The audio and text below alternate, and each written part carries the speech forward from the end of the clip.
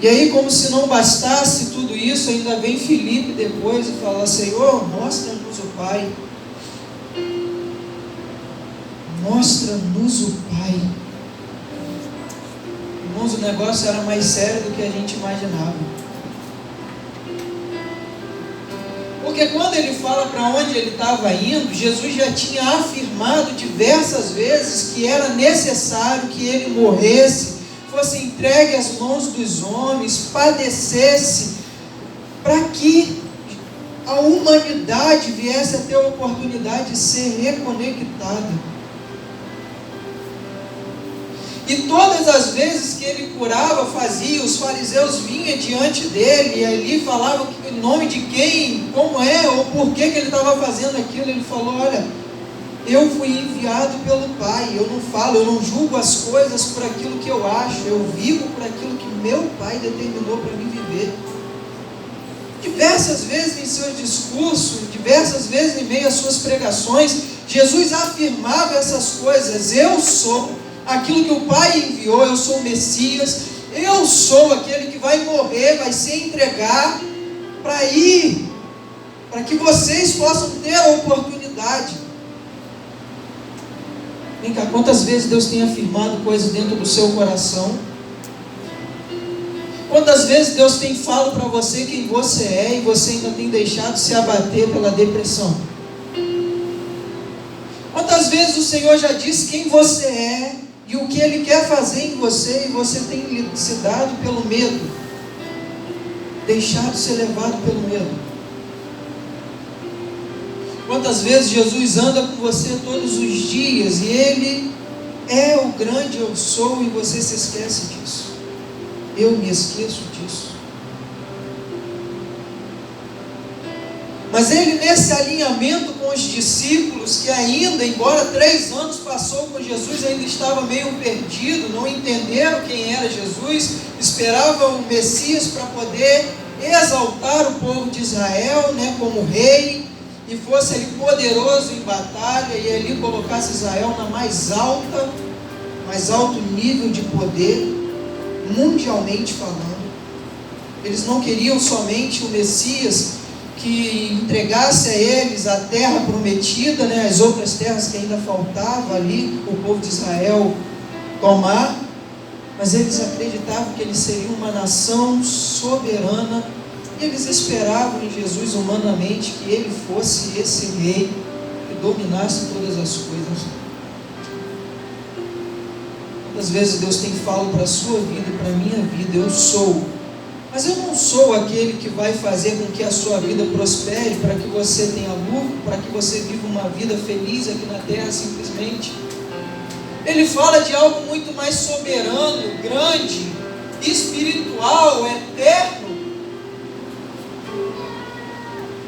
Muitas das vezes nós estamos impressionados ou enganados, iludidos, achando que Deus quer fazer agora aquilo que agrada o meu coração, quer me colocar num patamar social melhor.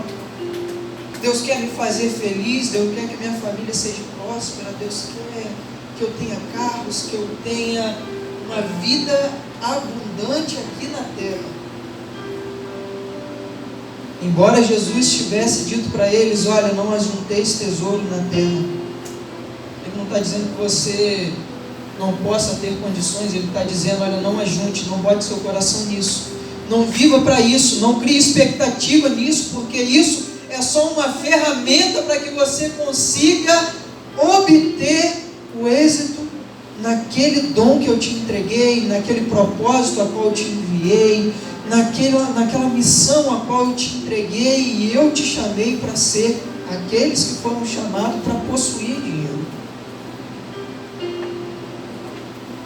Mas a nossa humanidade, a nossa pequenez não faz a gente enxergar, não deixa a gente perceber que tudo que a gente possui, tudo que a gente faz aqui é muito pequeno mediante do propósito e dos pensamentos do Senhor, da soberania de Deus. E E a gente tenta carregar todas essas coisas em nossos ombros. Quem aqui, mediante uma dificuldade, uma luta, já não se abateu e quase definhou com essa dificuldade? E até hoje bate no seu coração o desespero de você não conseguir solucionar. Como se você tivesse o poder e a soberania total de Deus para mudar algumas coisas, como se as coisas de Deus fugissem do seu controle. Como se Deus não tivesse poder para tocar no mais profundo de um ser humano e transformar o caráter dele. Ou como se Deus fosse incapaz de curar aquela doença.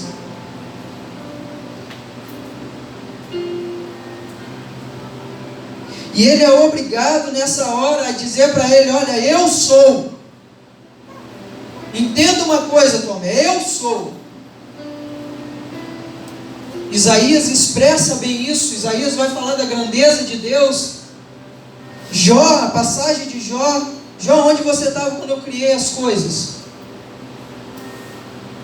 Onde você estava quando eu criei o planeta, quando eu criei as estrelas? Onde você estava, Jó? O problema é que quando ele se apresenta como eu sou, e a gente não entende, a gente também não entende quem nós somos. E quando a gente não entende quem nós somos, irmãos, a gente não fica à altura do grande eu sou. A gente não consegue acompanhar. Porque quando ele fala eu sou, ele está dizendo: você também é meu representante, meu irmão agora em Cristo Jesus, o Filho de Deus. A gente começa agora a ouvir e a entender que nós somos muito além do que aquilo que os nossos pais disseram, que os nossos antepassados falaram, do que a inteligência humana descreve sobre a humanidade, embora eles sejam tão inteligentes que vai nos comparar a macaco. Ele vai muito além, o Espírito de Deus. Esses dias eu tive uma visita em minha casa, né? Os irmãos conhecem, foi membro, a Maria da Paz, e ela falava para a Cris, a minha cunhada que está aqui, ela falava do que é intimidade com Cristo, e é muito além, né, daquilo que ela se entendia, é muito além do que carregar uma Bíblia, é muito além do que pregar, é muito além do que orar, é muito além. E ela contava testemunho de momentos em que ela estava em casa e de repente, contrito, chorava aos pés do Senhor, e agora o Senhor mostrava a miserabilidade dela mediante ao Senhor, e ela falava: Senhor, agora eu preciso me arrepender disso. E ali ela chorava, ela lutava, ela pediu ao Senhor perdão, e daqui a pouco, quando ela pensava que ela estava se erguendo, o Senhor se apresentava em santidade, e ela via de novo a sua miserabilidade, e se prostrava de novo, e chorava, e ela fala: Marlon, todos os dias na minha intimidade, Ele se apresenta a mim, e eu acho a minha miserabilidade. Quando você chega a esse nível de intimidade, quando você começa a se deparar com Ele, você começa a se conhecer, irmãos. Quando eu sou se apresenta, você se sente um grão, um farelo. E é necessário, muitas das vezes, a gente comparecer como um farelo diante do Senhor, para que Ele comece a construir as verdades dEle no nosso ser.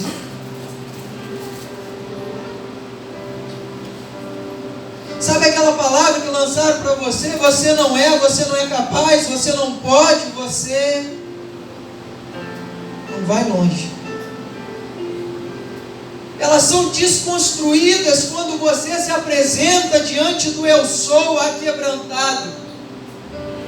Elas são desconstruídas mediante ao Senhor, porque Ele mostra miserabilidade, sim, mas ao mesmo tempo Ele fala: eu sou contigo. Você é filho amado. Você é mais do que vencedor. Eu te fiz com potencial para galgar lugares altos no reino espiritual. Você não precisa ficar cativo mais dessa depressão. Você também não precisa mais chorar com medo daquilo que você não tem. Olha para o campo. Olha os passarinhos. Eles não plantam, não semeiam, mas o meu Pai cuida de todas elas.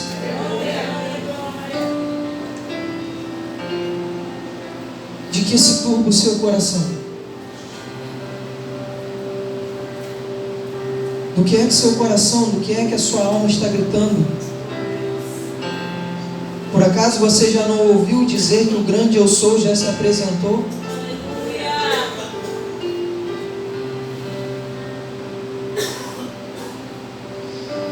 E agora vem um pouco a mais. Jesus ele é específico. Ele não somente fala o eu sou, irmãos, porque o eu sou, quando ele fala, tem um peso todo especial, como eu falei em Êxodo.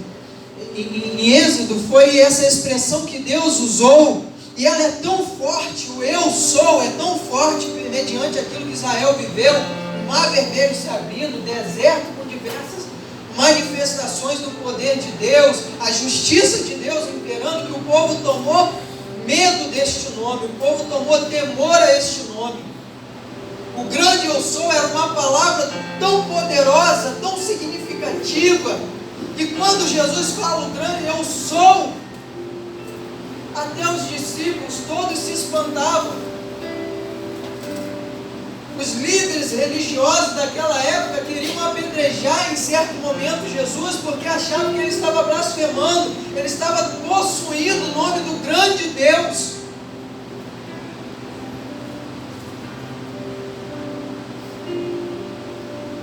Era algo muito importante, era algo muito significativo, era muito significativo. Mas não bastava só ele dizer quem ele era, se apresentar, causar espanto às pessoas, tentar dar um sacode nas pessoas com essa palavra. Ele agora começa a falar de coisas que a gente precisa também entender, que quando ele se apresenta como eu sou, ele também se apresenta esperando que a gente se posicione no jeito em que ele quer.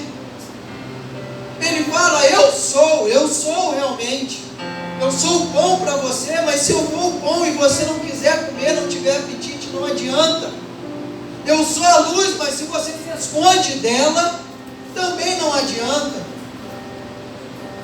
Eu sou a porta, mas se você não passar por ela, não adianta. Eu sou o bom pastor, mas se você não quiser deitar nos meus braços, confiar em mim, não adianta. E nesse capítulo, esse versículo 6, né, que diz, eu sou o caminho, a verdade e a vida. Caminho fala de direção.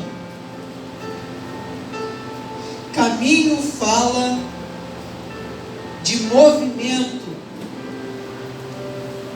Caminho fala de muitas das vezes, caminho não é estrada. Caminho era uma representação de uma trilha no meio de uma mata. Vocês já viram aquela trilhazinha que de tanto ou o gado andar ou as pessoas passarem, o mato morre, e ali fica aquele lugar estreito. Ele não é muitas das vezes muito linear, muitas das vezes ele tem diversos obstáculos, né? Esse era o caminho que Jesus estava falando.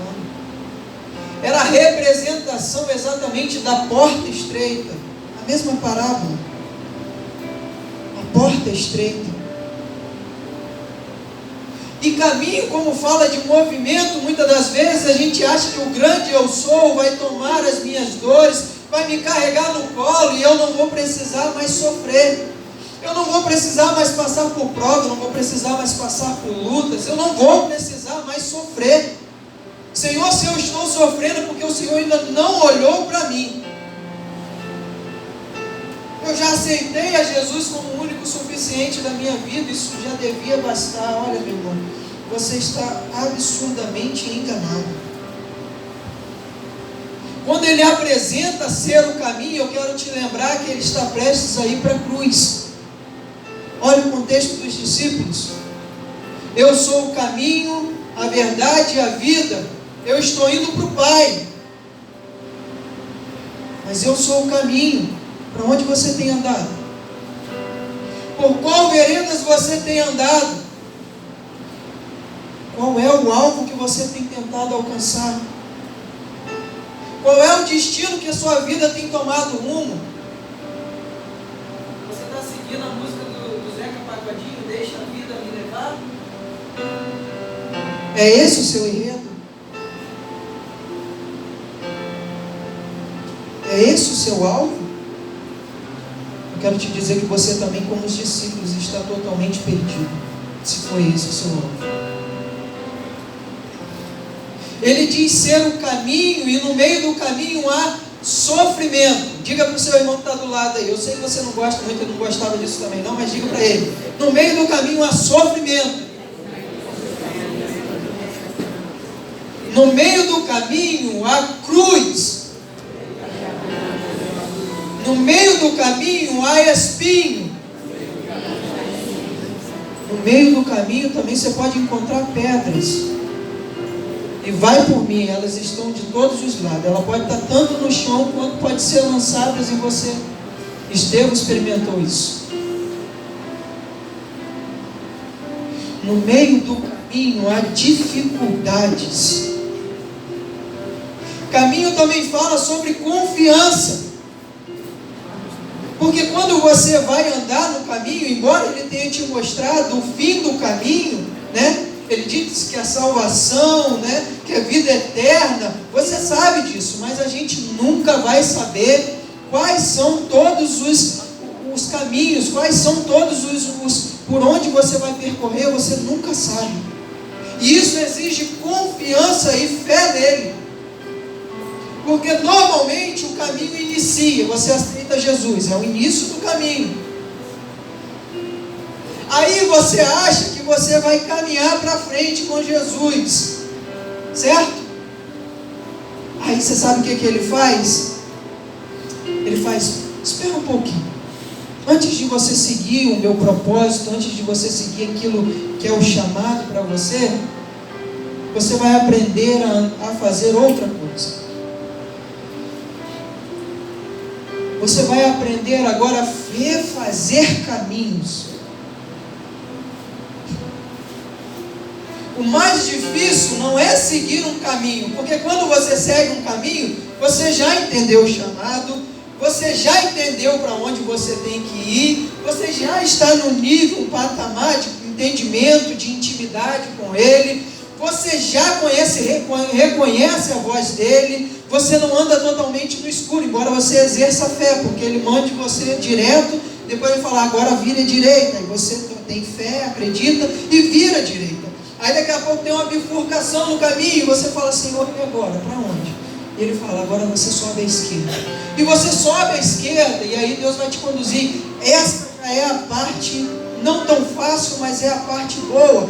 Mas o problema de quando Cristo se apresenta para a gente é refazer o caminho. Do que você está falando? Eu estou falando dos 30 anos que você viveu sem Jesus. Eu estou falando dos 20 anos que você viveu sem Jesus e plantou diversas imundícies no meio do caminho que você percorreu sozinho. E a gente entra dentro do Evangelho, Cristo se apresenta a gente, e muitas das vezes a gente está achando que a gente só vai andar agora, a partir de hoje, morre o velho homem, agora eu vou andar com Cristo num caminho novo. Nesse caminho novo eu já estou maduro. Nada disso. Caminho fala sobre voltar, muitas das vezes, da onde a gente iniciou. Aí você sabe aquele irmão que você ofendeu? É por esse caminho mesmo que você vai ter que voltar. Sabe aquelas falcatruas que você fez antes de conhecer a Cristo? É lá que você tem que voltar para pedir perdão. Sabe as maldições que foram lançadas sobre a sua vida, é lá que você tem que voltar. Sabe aquele que você maldiz, sabe aquilo que você fez de ruim, é lá que você vai voltar primeiro. Não pense você que Deus vai te levar pelo caminho da salvação, do propósito dele, sem antes fazer você refazer os caminhos. Se um dia você foi mentiroso, roubou, matou, é lá que ele vai te fazer voltar. Se você criou seu filho de forma errada, é lá que ele vai fazer você voltar.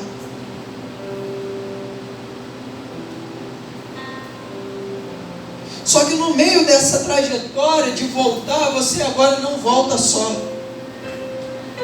Você volta com um Consolador. E no meio da volta é onde você começa agora a ter intimidade e a aprender. Porque não se segue o caminho do propósito, não se segue o caminho de ir para a cruz, sem antes aprender o caminho da obediência, sem antes aprender o caminho da intimidade, aprender o caminho de ouvir a voz dele. Não se vai a lugar algum sem antes fazer essa trajetória. Eu quero que você entenda uma coisa. Jesus está do lado da cruz. Ao seu lado tem dois homens que mereciam estar ali. Um olha para ele: Senhor, se tu é Deus mesmo, salva-te a ti e a nós. E o outro olha espantado e fala: como é que você tem coragem de dizer uma coisa dessa? Nós dois estamos aqui porque merecemos, mas ele não. E aí agora nesse instante ele vai reconhecer não somente a sua miserabilidade, mas ele vai dizer: Jesus, lembra-te de mim quando entrares no teu reino. Você sabe o que ele estava dizendo? Jesus, eu reconheço quem o Senhor é. Eu confesso que o Senhor é Filho do Deus vivo. E esse homem vai até os céus. Ele vai, porque Jesus fala para ele: olha, hoje mesmo estarás comigo no paraíso. Mas agora eu quero te mostrar outra história. Eram 10 mulheres e elas estavam preparadas para uma festa. A Bíblia relata que 5 eram prudentes, mas 5 eram loucas, imprudentes. Elas ficam sem azeite, como todos sabem. Jesus chega, busca elas, o noivo chega, que é a representação de Jesus, leva as 5 prudentes, entra para o reino onde iria acontecer a festa. E dentro dessa festa agora chegam as loucas. Repare que a narrativa da Bíblia vai dizer que as loucas batem na porta da festa. Entenda? Umas foram levadas por Jesus, pelo noivo, até a porta da festa. As outras chegaram também à porta da festa. E elas batem na porta. O noivo, por sua vez, por educação, abre a porta e vai ver quem é. E aí, quando elas se apresentam, nós somos as noivas. Nós viemos para a sua festa. Jesus olha para ela e fala, o noivo fala para ela: aparta-te de mim, porque eu não te conheço. Durante muito tempo a gente falava que era unção, que o azeite tinha representação de uma vida cheia de unção, cheia de poder. Só que entenda uma coisa: quando ela bate na porta, ela está com azeite. Ela tem azeite em sua botija. Ela tem a lamparina. Ela conseguiu andar. Ela chegou até a porta. Só que ele não fala: você está sem azeite, não pode entrar na festa. Ele fala: eu não te conheço.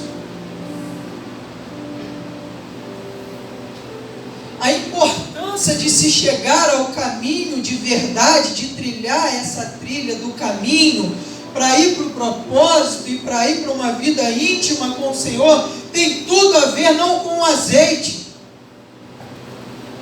tem a ver com a intimidade de uma vida de relação com o Senhor. Aquele homem da cruz não teve tempo de conhecer, mas nós, todos os dias, temos Cristo batendo em nossa porta e falando: vamos nos tornar íntimos? Vamos nos conhecer hoje? Vamos mudar a sua história? Vamos refazer o caminho?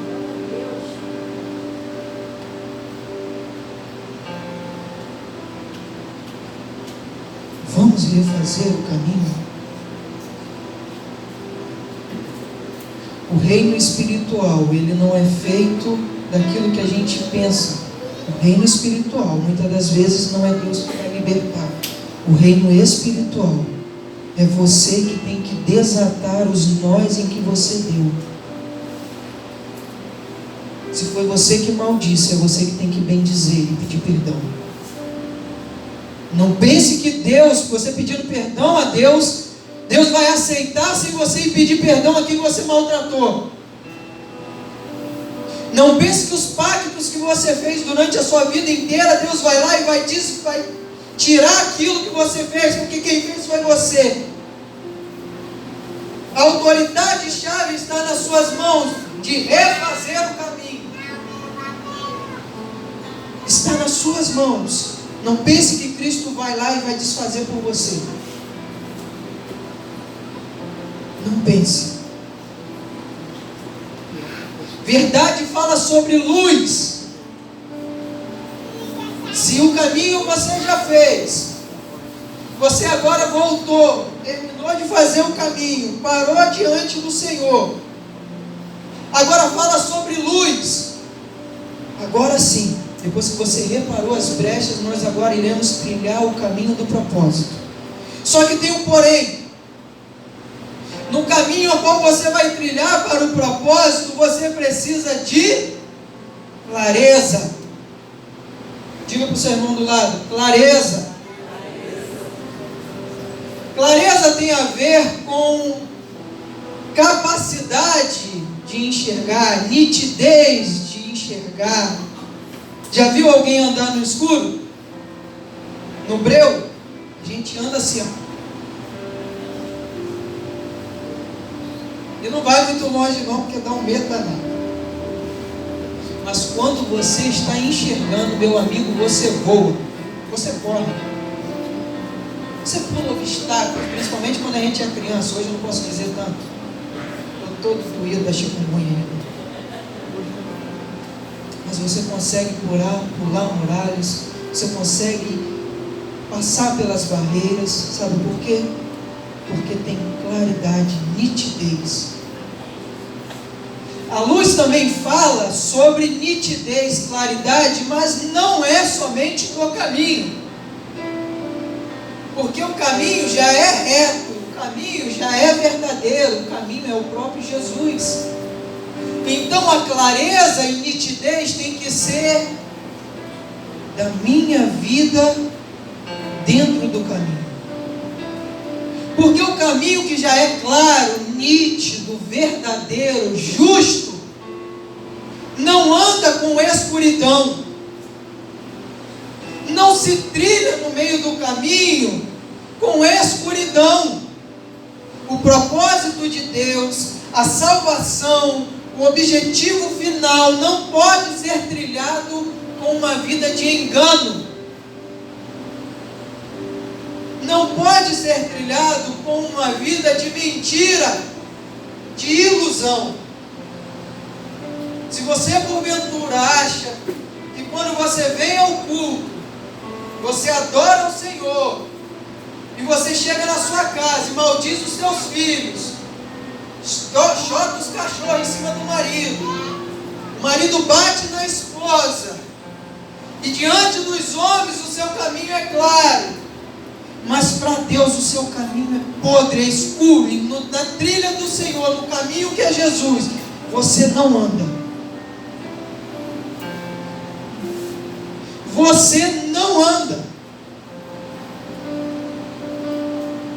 Eu costumo dizer dizer, irmãos, me perdoem com sinceridade, pela minha sinceridade, mas eu costumo dizer que a maior dificuldade em nós termos pessoas que abram a sua casa, sabe por quê?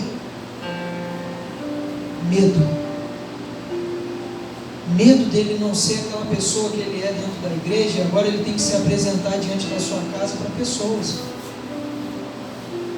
Medo das pessoas olharem ele aqui na igreja e não saber quem ele é dentro de casa, na vida particular, no seu trabalho. Medo. Porque dentro da igreja todos somos santos, todos temos clareza, somos adoradores. Quem vê pensa até que está andando de fato no caminho. Eram os discípulos. Jesus se apresenta como caminho, mas eles não entendem, eles ainda estão andando pelo caminho imaginário. Eles estão passeando, irmãos, vagando num caminho imaginário, terreno, físico. Ó, não, ele vai estabelecer o reino dele aqui. Jesus está falando, meu reino é nos céus, eu vou morrer. Não, ele nos trará vida aqui, nós seremos herdeiros aqui, poderosos. Não, vocês não estão entendendo, vocês vão morrer também, vocês vão sofrer.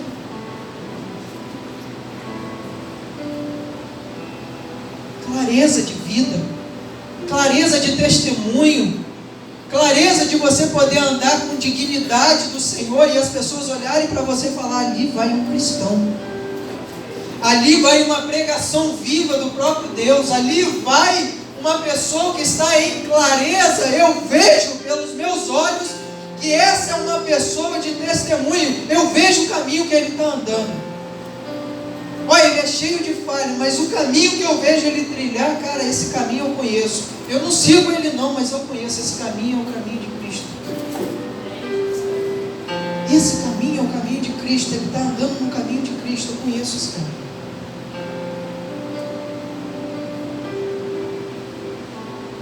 No caminho da santidade, a verdade, ela é imprescindível.